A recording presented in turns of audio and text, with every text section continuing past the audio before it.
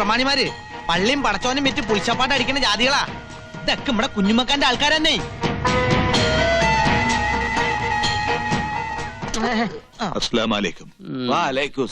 എല്ലാവർക്കും ഇരിക്കാം. എന്റെ ഉപ്പൂപ്പാന്റെ പ്രായണ്ട്. എന്നെ തല്ലു വിളിച്ച മാതിരി ഇവരും തല്ലു വിളിക്കാൻ കൂടെ കൊണ്ടെടുക്കാനാ. മുണ്ടാണ്ടിരിടാ, ഇത് നമ്മടെ കുടുംബ പ്രശ്നമാണ്. നമ്മൾ ചിലതൊക്കെ കേട്ട് അതൊന്ന് നേരിട്ട് അറിയാൻ വേണ്ടി വന്നതാ. നിങ്ങൾ കേട്ടതൊക്കെ നേരാ. എന്റെ ജമാലങ്ങാനത് അറിഞ്ഞാ ഇവിടെ കൊല നടക്കും. ജയിലിൽ കിടക്കുന്നുണ്ട് ജമാലിക്ക് അറിയുന്ന പേടിക്കണ്ട. അപ്പോ ഇസ്ലാമിനെ ധിക്കരിച്ചുകൊണ്ട് തന്നെ ഓളുടെ നിക്കാഹ് നടത്തി കൊടുക്കാനുള്ള പുറപ്പാടിലാണ് അല്ലേ? ഈ തറവാട്ടിലെ ആകെയുള്ള സമ്പത്താണ് നഫീസു. പക്ഷെ ഓള് മരണം കൊണ്ട് നമ്മളെയൊക്കെ വെല്ലുവിളിക്കുമ്പോ ഞാൻ എന്താ ചെയ്യുക? നിങ്ങള് പറ, ഞാൻ എന്താ വേണ്ടത്? മുസ്ലിയാരുടെ കുന്തം ചാച്ചും വെക്കാൻ ചരിച്ചും വെക്കാന്ന് പറഞ്ഞവരായല്ലോ എന്റെ ഇക്കാന്റെ സ്ഥിതി. മറ്റൊരുത്തിന്റെ ചുണ്ടിൽ ആനന്ദത്തിന്റെ പുഞ്ചിരി വിടർത്തുന്ന ഏതൊരു കർമ്മവും സൽപ്രവൃത്തിയാണെന്നാ പ്രവാചകനായ നബി പറഞ്ഞിരിക്കുന്നത്. അത് വേറൊരുത്തന്റെ തല പോണ കാര്യമാണെങ്കിലാ. അതുണ്ടല്ലോ കുഞ്ഞുമുക്ക. ശരീരശാസ്ത്രപരമായി പറഞ്ഞാൽ നമ്മുടെ നാക്ക് ശരിയല്ലെങ്കിൽ പല്ല് പോവും, നമ്മുടെ നോക്കി ശരിയല്ലെങ്കിൽ മോന്തയുടെ ഷേപ്പ് മാറും, പ്രവൃത്തി ശരിയല്ലെങ്കിൽ ചിലപ്പോ തല തന്നെ പോയിരിക്കും. എന്നോട് മുണ്ടാണ്ടിരിക്കാനാണ് പറയണത്. ഈ ഒരു മുസൽമാനാണോടാ? അതിൽ തൊട്ട് കളിക്കരുത്. പണം പലിശക്ക് കൊടുക്കുന്നത് ഇസ്ലാമിന് ചേർന്നതാണാ? മുസ്ലിം പ്രമാണിമാരെന്നെ പറ. അബ്കാരി കച്ചവടത്തിൽ ബിനാമി പണി ചെയ്യുന്നത് ഇസ്ലാമിന് ചേർന്നതാണ്. അച്ചാരം കിട്ടിയാൽ അമ്മായിനെ കെട്ടുന്നതായ ഇസ്ലാമിന് ചേർന്നതാണ്. അതുകൊണ്ട് എന്റെ കുഞ്ഞുമുക്ക ഈ മുസൽമാനെ ഉറുക്കട്ട നോക്കണ്ടേട്ടാ. പ്രവാചകന് അള്ളായും ഒരുപാട് കാര്യങ്ങൾ പറഞ്ഞിട്ടുണ്ട്. കിതാബിലും കാണും പലതും. അതൊന്നും നോക്കിയിട്ട് ഒരു കാര്യമില്ല. നിക്കാഹ് എന്ന് പറയുന്നത് ഒരു വ്യക്തിയുടെ മാത്രം തീരുമാനമല്ല, സമുദായത്തിന് കൂടി പ്രശ്നമാണ്. സമുദായത്തെ ധിക്കരിക്കുന്നത് ഹാജിയാരാണെങ്കിലും ശരി, നടപടി എടുക്കണമെന്നാണ് പള്ളി കമ്മിറ്റിയുടെ തീരുമാനം. ഇക്കയെ പോലെ തന്നെ ഇമ്മള് ഓളുടെ ഒരു അമ്മാവനാ. ഇക്കാര്യത്തിൽ സ്വന്തം ബന്ധമൊന്നും ഇമ്മള് നോക്കൂല. സമുദായത്തിന്റെ തീരുമാനമാണ് ഞമ്മടെയും തീരുമാനം. അല്ല പിന്നെ കുഞ്ഞമ്മത് പറഞ്ഞതാ എന്റെ ശരി.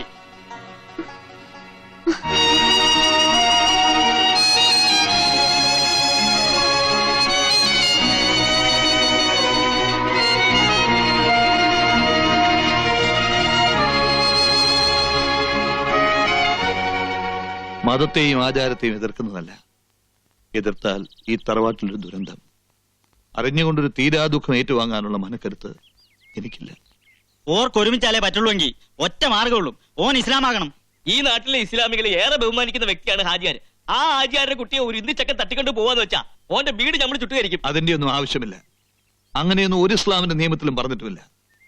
എന്ത് ചെയ്യണമെന്ന് നമുക്ക് ഒന്നുകൂടി ആലോചിക്കാം. ആലോചിക്കാനൊന്നുമില്ല. ഇസ്ലാം ആവണമെന്ന് പറയുമ്പോ തന്നെ ഓൻ ഈ ബന്ധം വിട്ട് വേറെ പെണ്ണിനെ നോക്കുള്ളൂ. അടയും ചക്കരയും പോലെ അല്ലേ? ഒന്നിച്ചേ പറ്റുള്ളൂ എന്നുണ്ടെങ്കിൽ ഓൻ മതം മാറി നമ്മടെ ജാതി ചേരട്ടെ. ഞാൻ റെഡി.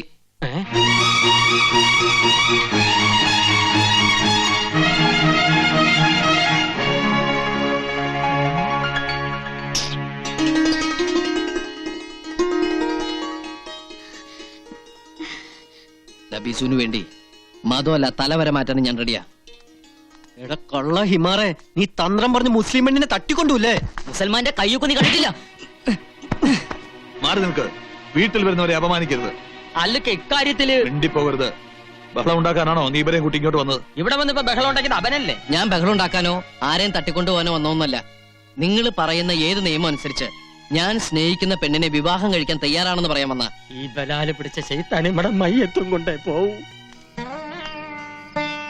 അത് ശരി, താൻ ഇവിടെ വന്നിരിക്കുകയാണ്. അവൻ വന്നിട്ട് എനിക്ക് ചിലതൊക്കെ സംസാരിക്കാനുണ്ട്. എല്ലാം തീരുമാനിച്ചതിന് ശേഷം ഇനി എന്ത് സംസാരിക്കാൻ? എല്ലാം കഴിയുമ്പോ നമ്മുടെ മോനെ നമുക്ക് നഷ്ടപ്പെടുമോന്നാ എനിക്ക് പേടി. നീ എന്ത് വിട്ടിത്തമായി പറയുന്നത്? മതം മാറിയെന്ന് വെച്ചിട്ട് അവൻ നമ്മുടെ മകനല്ലാണ്ടാവോ? ഇതിലിപ്പോ ലാഭവും നഷ്ടവും ഒന്നും നോക്കണ്ട. അവന്റെ ആഗ്രഹമല്ലേ നമുക്ക് വലുത്. എനിക്ക് വേണ്ടി മരിക്കാൻ തയ്യാറായുള്ള നബീസു, അവളെ സ്വന്തമാക്കാൻ വേണ്ടി എന്ത് ചെയ്യാനും ഞാൻ കടപ്പെട്ടവനാ.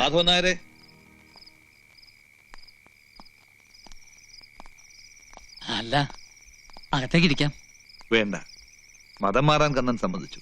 പക്ഷെ അത് വാശിക്കോ ആവേശം കൊണ്ടുള്ള ഒരു തീരുമാനമാവരുത്. അതുകൊണ്ടാ അച്ഛന്റെ അമ്മയുടെ സമ്മതം കൂടി അറിയാൻ ഞങ്ങൾ വന്നത്. ആകെ കൂടി ഇതൊന്നേ ബാക്കിയുള്ളൂ. അവന്റെ സന്തോഷ ഞങ്ങൾക്ക് വലുത്. സത്യം പറഞ്ഞ വലിയ മനസ്സാ മാഷ ഇങ്ങടേത്. നിങ്ങടെ മോനായി ജനിച്ച കണ്ണൻ ഭാഗ്യവാനാ. എല്ലാവർക്കും സമ്മതമായ സ്ഥിതിക്ക് കണ്ണൻ നാളെ തന്നെ പൊന്നാനിക്ക് പോട്ടെ. തങ്ങൾക്കുള്ള ഒരു കത്തും ഞാൻ തരാം. കൂട്ടിന് മൂസൂട്ടി ഉണ്ടാവും.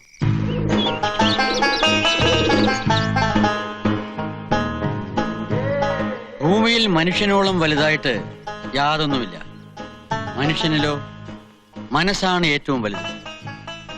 ഒരു മതത്തെ നാം മനസ്സുകൊണ്ട് സ്വീകരിക്കുമ്പോൾ അതിന്റെ മഹത്വം എന്താണെന്ന് സ്വയം അറിഞ്ഞിരിക്കണം. ഓരോ മതത്തിനും അതിൻ്റെതായ മഹത്വങ്ങളുണ്ട്. ഇസ്ലാം മതം എന്താണെന്ന് അറിയോ? ഇല്ല. പിന്നെന്തിനാ ഇസ്ലാം ആകാൻ ആഗ്രഹിക്കുന്നത്? എനിക്ക് നബീസുവിനെ വിവാഹം ചെയ്യണം. അപ്പോ ഒരു കാര്യസാധ്യത്തിന് വേണ്ടിയുള്ള മതം മാറ്റം അല്ലേ? എന്താണെന്നും വേണ്ടാത്തത്? ലാ ഇക്രാഹ ഫിദ്ദീൻ.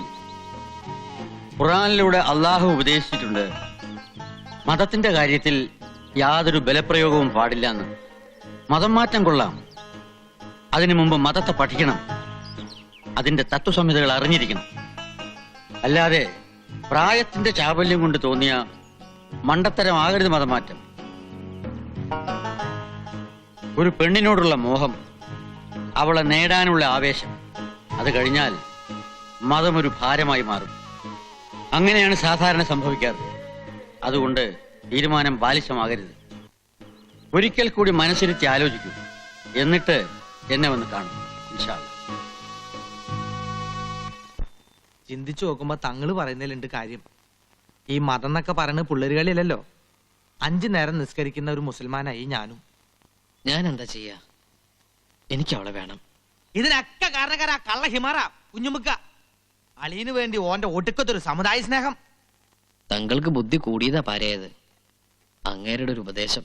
എന്തായാലും ഇവിടെ വരെ വന്ന സ്ഥിതിക്ക് നമുക്ക് ഫിൽ ഇൻ ദ ബ്ലാങ്ക്സ് ആയിട്ട് പോവാം. എന്നുവെച്ചാ? Not only but also. മനസ്സിലായില്ല. പൊന്നാന് കണ്ടിട്ട് പോവാന്ന്. പോകുന്ന കാര്യം നമുക്ക് പിന്നെ തീരുമാനിക്കാം. മൊസുട്ടി, എനിക്ക് നീയേ ഉള്ളൂ. ഇതിനെന്തെങ്കിലും ഒരു പോംവഴി നീ കണ്ടെത്തിയേ പറ്റൂ. ഒറ്റ വഴിയുള്ളൂ. എന്തത്? ഈ മതം മാറണ്ട. അയ്യോ, അപ്പൊ അവള്? ഹൈ, മതം മാറുന്ന ഒരു കള്ളം പറയണം. ഹാജര് അറിഞ്ഞ? ഹായ്, അള്ളാനെ പറ്റിക്കുന്നതിലും വലിയ ചതിയൊന്നല്ലല്ലോ ഹാജരെ പറ്റിക്കുന്നത്, ആണോ? അതല്ല, ഇതിലും വലിയ കള്ളങ്ങളൊക്കെ നാട്ടിൽ നടക്കാറില്ല എന്റെ കണ്ണാ. തൽക്കാലം പിടിച്ച് കള്ള വിദ്യകളൊക്കെ നമ്മള് പറഞ്ഞുതരാം. എന്നാലും ഒരു കാര്യത്തിൽ ഈ കെണിയും. കെണിയോ? അതെ, ഫസ്റ്റ് നൈറ്റില്. അയ്യോ, ഫസ്റ്റ് നൈറ്റിലോ? അതെന്താ? അംഗവൈകല്യം. അംഗവൈകല്യോ? അല്ല, ഈ മുസ്ലിംസിന്റെ ഇതില്. അല്ല, പേടിക്കണ്ട, ആശുപത്രിയിൽ മിഷീൻ കട്ടിങ് ഉണ്ട്. അയ്യോ, അംഗവൈകല്യം വേണ്ട. മെഷീന് വല്ല കയ്യബത്തോ പറ്റിയാ? ഇങ്ങോട്ട് വന്നേ. നിനക്ക് നബീസിനോടുള്ള സ്നേഹം കണ്ടിട്ടാ ഞാൻ ഇതിനൊക്കെ കൂട്ടിക്കുന്നത്. ഈ അത് കൊളാക്കരുത്. ആ കാര്യം ഞാൻ ഏറ്റു. ഇത് കൊളാക്കണതാ. ഡ്രൈവർ ട്രൗസർ ഞാൻ ഇട്ടുണ്ട്. ട്രൗസർ അല്ല, ഡ്രൈവർ.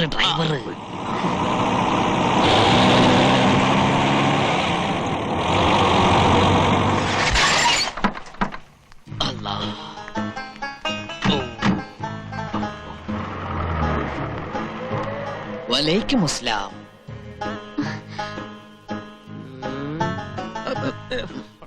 തുടക്കം തന്നെ പിഴച്ചു. അസ്സലാം അലൈക്കും. അസ്സലാം അലൈക്കും. വാലൈക്കും അസ്സലാം. യാത്രയൊക്കെ സുഖമായിരുന്നോ? ഇൻഷാ അല്ലാഹ്.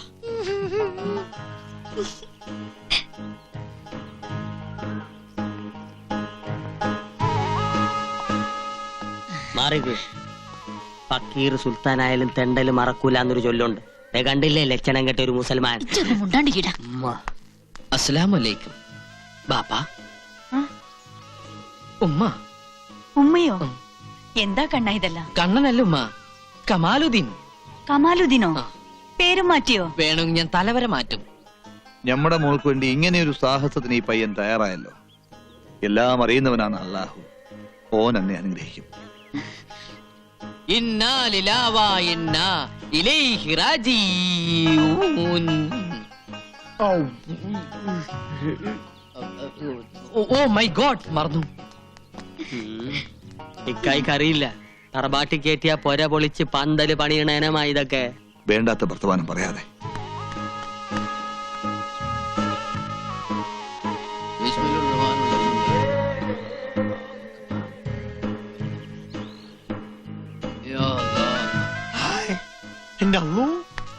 ഈ സമയത്ത് നിസ്കാരമാണ്. നീ ഇതെന്തിനുള്ള പുറപ്പാടാ? എല്ലാരും ഉണ്ടല്ലോ, ചുമ്മാ നിസ്കരിച്ചൊന്ന് ഷൈൻ ചെയ്യാം. എന്റെ അല്ലോ, നിസ്കാരത്തിന് ഒരു നേരം കാലൊക്കെ ഉണ്ടടാ പകയാ. ആണോ?